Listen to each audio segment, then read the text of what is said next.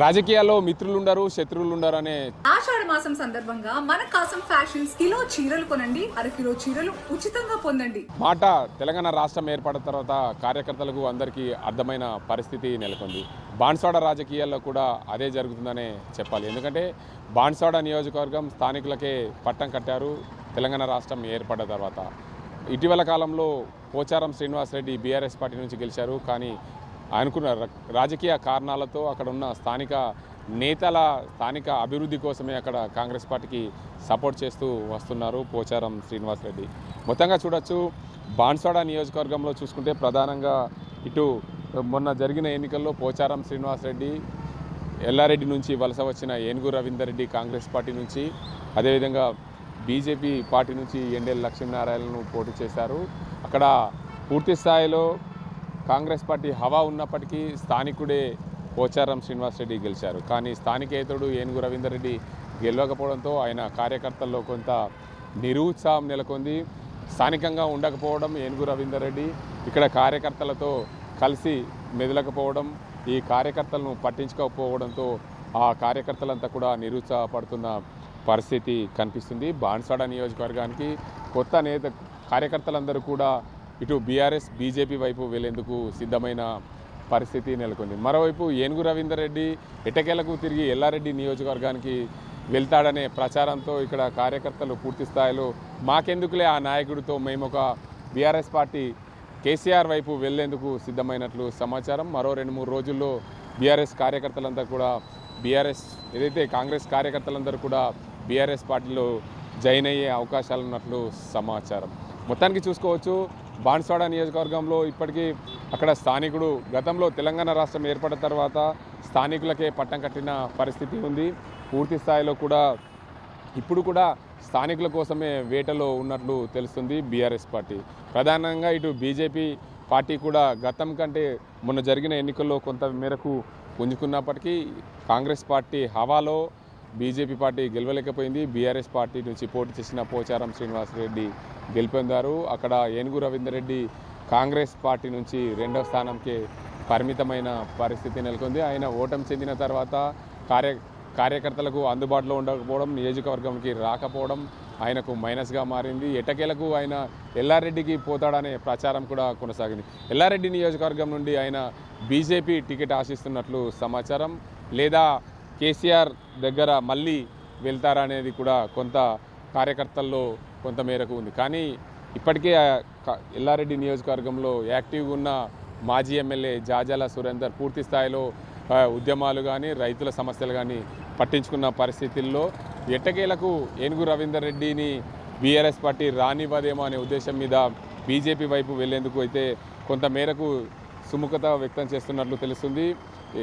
ఏనుగు రవీందర్ రెడ్డి ఎల్లారెడ్డి నుంచి బీజేపీకి వెళ్తే బాన్స్వాడలో నాయకుడు కరువైతాడు కాంగ్రెస్ పార్టీకి. అందులో భాగంగానే కాంగ్రెస్ కార్యకర్తలంతా కూడా బీఆర్ఎస్ పార్టీ వైపు మొగ్గు చూపుతున్న పరిస్థితి. గతంలో ఎందుకంటే ఇతర పార్టీల నుంచి వచ్చిన నేతలు వలస వచ్చిన నేతలతో ఉండాలంటే కొంత సఖ్యతగా ఉండకపోవడం, ఆ స్థానికంగా ఉండే నేతలు స్థానికంగా ఉండకపోవడంతో పూర్తి స్థాయిలో అక్కడ కార్యకర్తలు కొంత నిరాశ మొదలైంది. ఆ నిరాశ మొదలైన నేపథ్యంలో మాకు ఒక నాయకుడు కావాలి, మాకు ఒక పార్టీ కావాలనే ఉద్దేశం మీద బీఆర్ఎస్ పార్టీ వైపు బీజేపీ వైపు వెళ్లేందుకు సిద్ధమైనట్లు తెలుస్తుంది. మొత్తంగా చూసుకోవచ్చు, బాన్స్వాడ నియోజకవర్గం అంటేనే ప్రతి ఒక్కరికి గుర్తుకొచ్చేది ఎట్టకేలకు అక్కడ.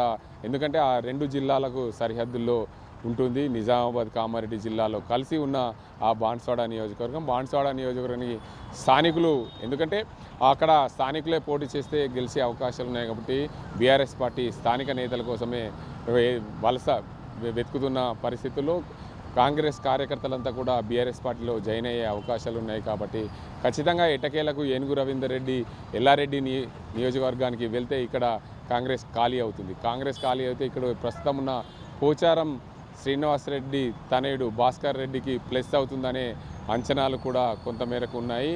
ఏదేమైనప్పటికీ రాష్ట్ర రాజకీయాల్లో పెనుమార్పులు తెచ్చింది బాన్స్వాడ నియోజకవర్గం. అందులో భాగంగానే ఆ మార్పుల్లో భాగంగా ఈసారి కూడా బాన్స్వాడ నియోజకవర్గం చరిత్రలో ఉండబోతుందనే అంశం చెప్పకనే చెప్పవచ్చు. ఎందుకంటే రానున్న ఎన్నికల్లో ఎవరు పోటీ పడతారు, ఎవరు గెలుస్తారని కార్యకర్తలు ఓటర్లే నిర్ణయించాలి. కాబట్టి ఖచ్చితంగా ఇప్పుడున్న పరిస్థితుల్లో బాన్స్వాడ నియోజకవర్గంలో కాంగ్రెస్ పార్టీకి దిక్కు పోచారం కుటుంబం మాత్రమే. ఏనుగు రవీందర్ రెడ్డి ఎల్లారెడ్డి నియోజకవర్గం వెళ్తున్నారనే సమాచారంతో ఎట్టకేలకు కాంగ్రెస్ కార్యకర్తలందరూ కూడా బీఆర్ఎస్ పార్టీ వైపు, ఏనుగు రవీందర్ రెడ్డి అనుచరులంతా కూడా బీఆర్ఎస్ పార్టీ వైపు వెళ్లేందుకు సిద్ధమైన నేపథ్యంలో అక్కడ బీఆర్ఎస్ పార్టీ రానున్న రోజుల్లో పుంజుకునే అవకాశాలు ఉన్నట్లు సమాచారం. ఇది ఇక్కడ పరిస్థితి. కనపర్సన్ జగదీష్తో గంగారెడ్డి, RTV నిజామాబాద్.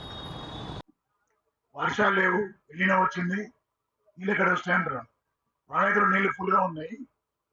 దాన్ని లాగి మనకి వేసారా పోయి, అది వేసే ధైర్యం ఆలోచన నీకు లేదు, అది వేసే దిమాగ్ నీకు లేదు.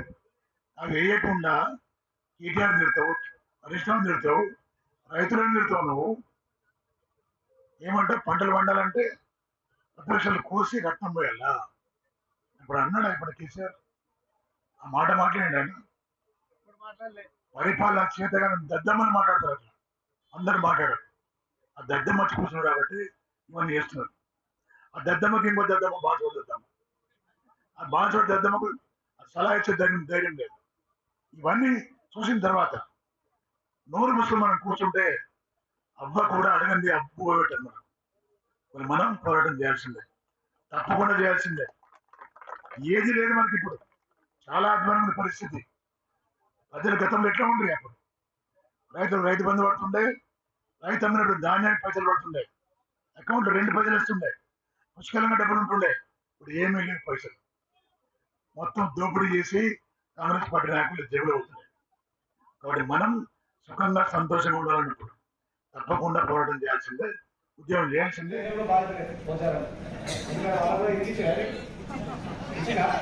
కొందరికి ఇచ్చి ఇంకొందరికి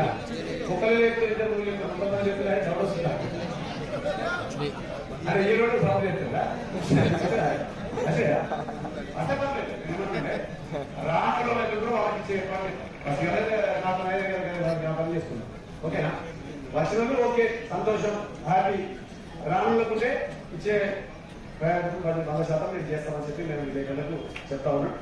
దయచేసి ఏదేమన్నా ప్రభుత్వం వచ్చింది, దయచేసి ఏదైనా పొరపాటు జరిగినా కానీ మాకు దృష్టి ఇస్తారని, మా వల్ల పొరపాటు ఇస్తే మేము రెక్టిఫై చేస్తున్నట్టుగా మా కళ్ళు ఎత్తినేం లేవు. 100% దాన్ని సార్ట్అవుట్ చేసుకుంటాం. తర్వాత సూచన సలహాలు కూడా ఇట్లా చేస్తే బాగుంటుంది అని చెప్తే ప్రభుత్వానికి మంచి పేరు వచ్చే సూచన ఉంటే కూడా 100% అది కూడా మీరు తీసుకుంటా. 100% దాని ముందు తీసుకోకపోరా.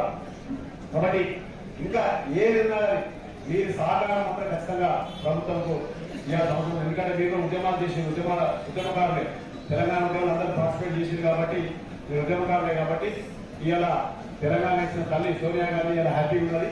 మనం తెలంగాణ ఇచ్చినందుకు ఇలా ప్రభుత్వానికి మంచి పేరు రావాలంటే మీ సహకారం కూడా అవసరం ఉంది. కాబట్టి విలేకరులు కూడా మీ సహకారం ఇవ్వాలని చెప్పి నేను కోరుకుంటూ, పోలండ్లో ప్రభుత్వ అధినేత ముఖ్యమంత్రి కాబట్టి ఏ శాఖగా శాఖ మంత్రులు వారి బాధ్యత ఉన్నప్పటికీ కూడా అన్నిటికీ పోలండ్ షోర్ ముఖ్యమంత్రి కాబట్టి ముఖ్యమంత్రి గారితో నాకు ఆనాడు ఉన్నటువంటి స్నేహితుల వల్ల పోయినాం. ఆయన సహకరిస్తా అంటే సహకారం తీయమని కోరాము. రాజకీయంగా కొంతమందికి అది పట్టలేదు.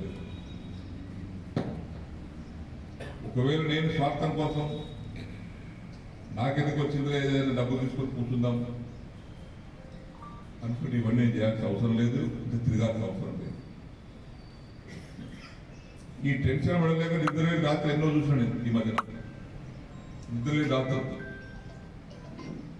బాన్స్వాడ రాగానే సార్ మా ఎల్జీఎఫ్ అయితే ఏమైనా సార్ ఒక్కసారి అడుగుతుంది, 4 సార్లు అడుగుతుంది, 10 సార్లు 10 సార్లు సమాధానం చెప్పాలి. ఆ డబుల్ బెడ్రూమ్ కోరుకునేటువంటి ఆడబిడ్డలు సొంతం కట్టుకున్నాం సార్, బాగా తెచ్చి కట్టుకున్నాం సార్, ఎంత ఎప్పుడు ఇస్తారు సార్? ఇస్తాం.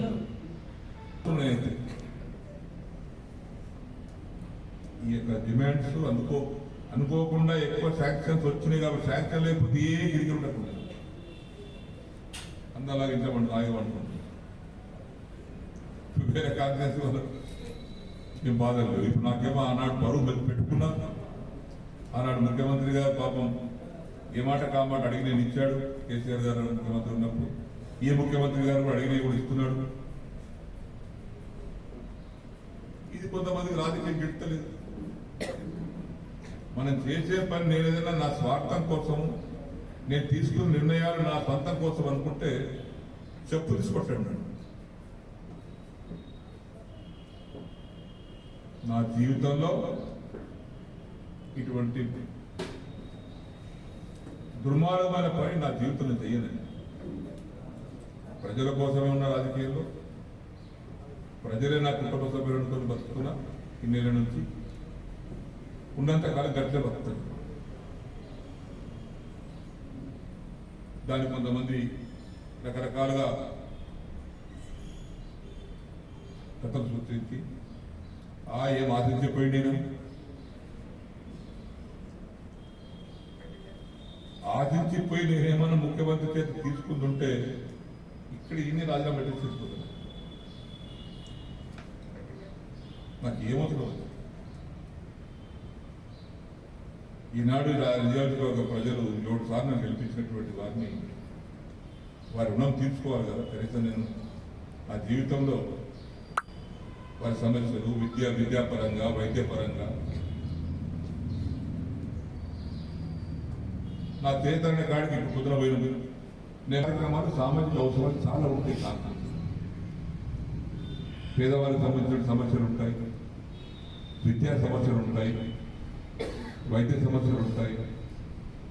ఇలా వైద్య సమస్యలు అయితే ఎంత రోజు నేను హైదరాబాద్ ఫోన్ చేయని రోజు ఉండదు. దవాఖాన